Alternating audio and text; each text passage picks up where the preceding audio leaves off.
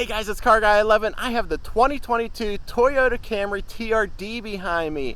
And I know what you're thinking. I don't normally review these type of vehicles on the channel, but I've actually been seeing these pop up at local car meets and shows, and a subscriber actually requested it. So thanks to Toyota, I have this vehicle for a week to see if it has any sportiness to it. It is based, of course, on the front wheel drive Camry, but it has the looks to back it up and some details we'll get into. So stay tuned and we'll see what it's all about. So I've been driving this 2022 Camry TRD about a week now, and you know what? I've actually enjoyed it more than I thought I would.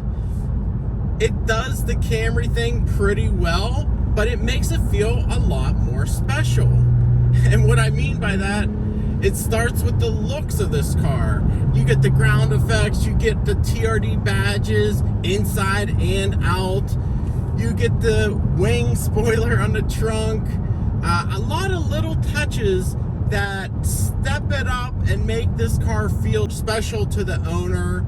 The wheels, the red brakes, everything just adds a little bit of sport to an otherwise standard, you know, run-of-the-mill Camry. You also get the red seat belts in this car, which again is a very distinctive look. And of course, all the red cross-stitching on the dash and on the seats, even in the rear. You get the red trimmed floor mats that say TRD as well.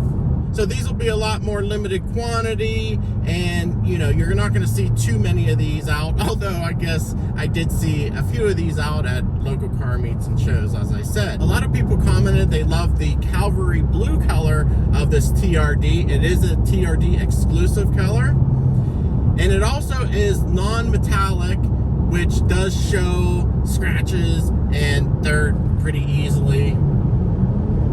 Come around this bend here.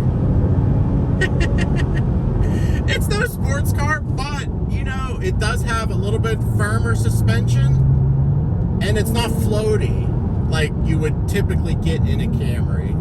Also, the body is more rigid in this model. It actually has a rear strut power brace, which means you can't flip down the rear seats, and there's no armrest, unfortunately, in the rear seats either. But I do feel it's pretty solid, this vehicle, and it does help out in the chassis rigidity department. Now, as I said, the suspension is definitely on the firmer side, but completely comfortable enough for family duties. Steering is not the most responsive.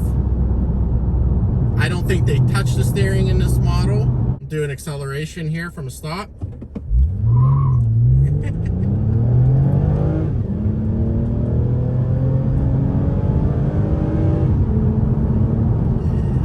Traction control did step in, and of course it's front wheel drive only, this vehicle. All wheel drive is not offered, although you can get all wheel drive in a Camry with the 4-cylinder engine. But this engine is very smooth and willing to rev. It's a 3.5 liter dual overhead cam V6, 301 horsepower, 267 pound-feet of torque.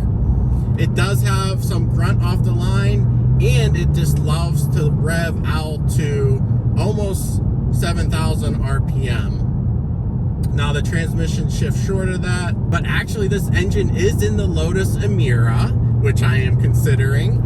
It is supercharged in that car, but it's the same 3.5 liter Toyota V6, and it is a nice sounding engine and free revving engine. This TRD also does have the TRD exhaust. Now you do hear the exhaust even at lower RPMs if you're just light on the throttle, but I don't find that to be annoying. Some Camry owners may, and obviously you're not going to get that in the standard Camry, but again, it makes this car feel just a little bit more special and distinctive compared to a regular Camry.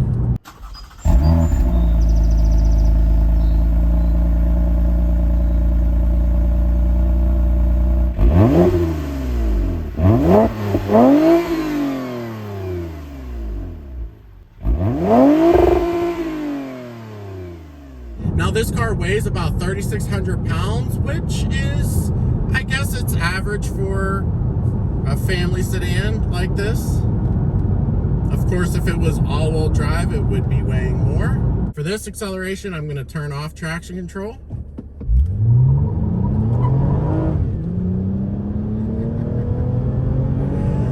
Pretty much spun through first gear and then shifted into second. But to be honest, you're most likely just going to leave traction control on. I noticed in more aggressive driving, it actually helps you rather than hurts you with the front wheel drive car, because you're not plowing ahead. It'll help you, stop the wheel spin so you keep steering the vehicle.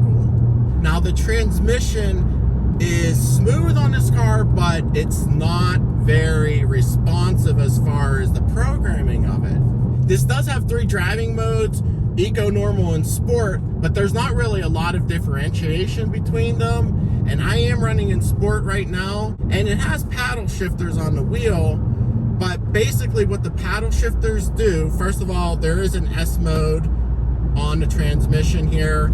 If you put it in S and use the paddles, it's pretty much a gear limiter. So if it says S4, it's going to limit the transmission to 4th gear max. So it'll use 1st through 4th gear. And same with 3 and 5, you can adjust that. It doesn't actually select the gear with the paddles, which is unfortunate. And I wish that, at least in the sport mode, it would give you that option to manually shift it. But unfortunately, the TRD doesn't have any additional tuning to the sport mode of the car.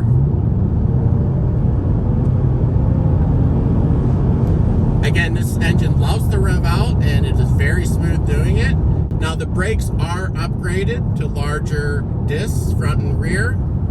And, they feel pretty good. I did do a rally in this car, and I will show footage here. Some real tight corners on this rally. Unfortunately, I'm on the all-season tires, but it does okay. Look at this. Woo. Definitely front end push. You get with the front wheel drive, front bias, weight. It's funny, you almost have to work harder with the front drive vehicle because you're not getting help from the rear end steering, so.